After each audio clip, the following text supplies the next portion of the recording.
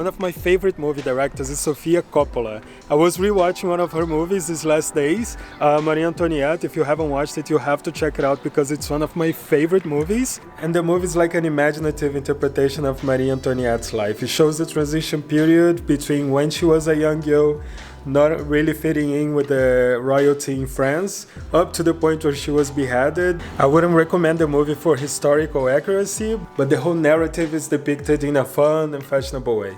So when I planned on coming to Paris, I was like, okay, I have to check where she used to live, because it seems like she used to live in one of the most glamorous places in the world, the Chateau de Versailles.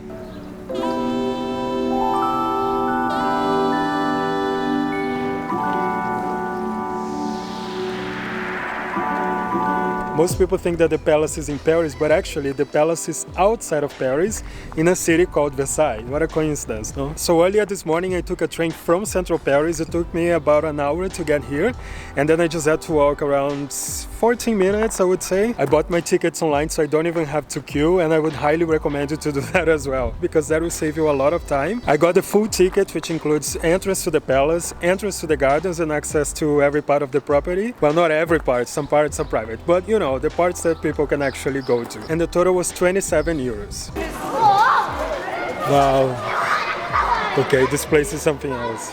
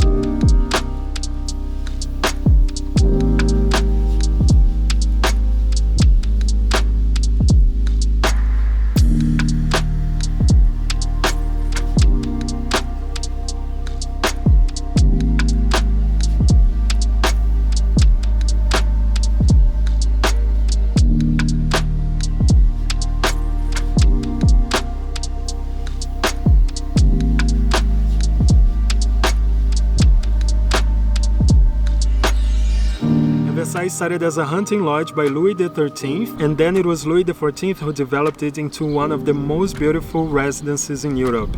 Italy was the superpower of Europe at the time, so Louis XIV wanted to build France's reputation across Europe and rival Italy's. And no amount of pictures or videos can do justice to how impressive this place is. The entire property is just so big and so full of details, you have to plan an entire day to spend here.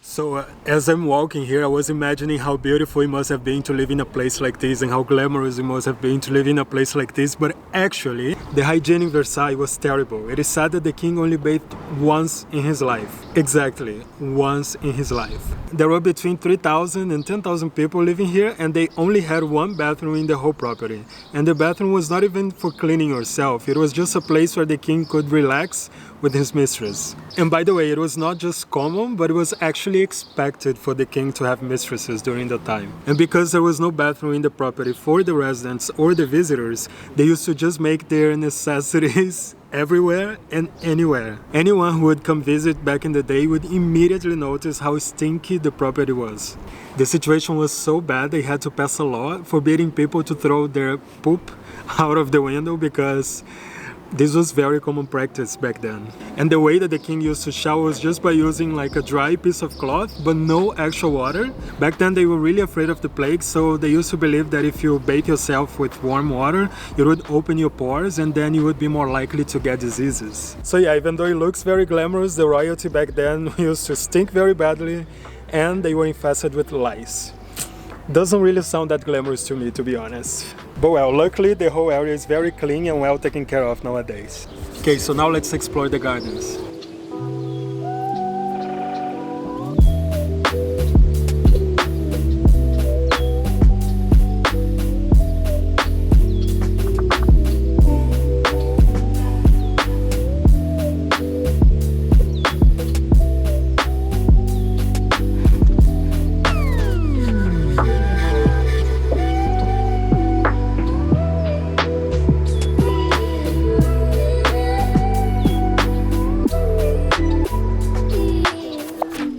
It smells very fresh. There is also this really nice smell of roses in some parts, and even though there's a lot of people visiting the palace the whole day, here in the garden you can easily escape people.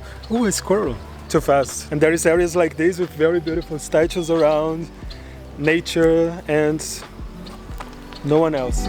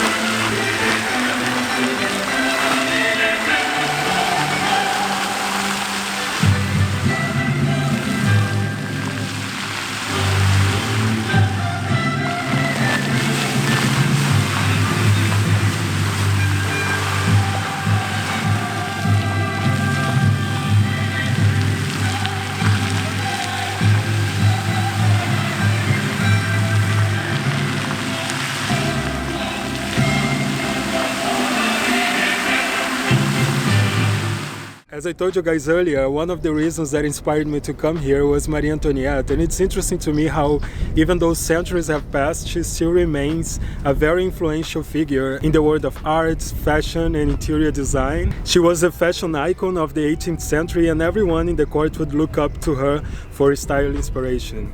And Marie Antoinette's bedroom is one of the most beloved rooms in the palace. It's decorated in floral pastel design, and her style still influences fashion and interior design to this day. No other French queen has become so influential around the world as Marie Antoinette, but she was also too self-absorbed to realize that her people were actually dying of hunger. So no wonder that the whole guillotine incident happened. But let's be honest, she was not the only one. For a guy to build a place like this, covered in gold, just to show off, he must have had some narcissistic tendencies. But I mean, he was a king. Which king is not a little bit narcissistic? It's almost impossible not to. You see a lot of sun motifs like this one around the palace, and that's because Louis XIV was considered the Sun King. And he was called the Sun King because he used to consider himself God. So yeah, I think there is a little bit of a narcissistic personality disorder there. Well, I think in this case it's not just a little bit. Subscribe to my channel to see more of Paris, not only of Paris but other parts of the world as well, and I see you guys on the next one.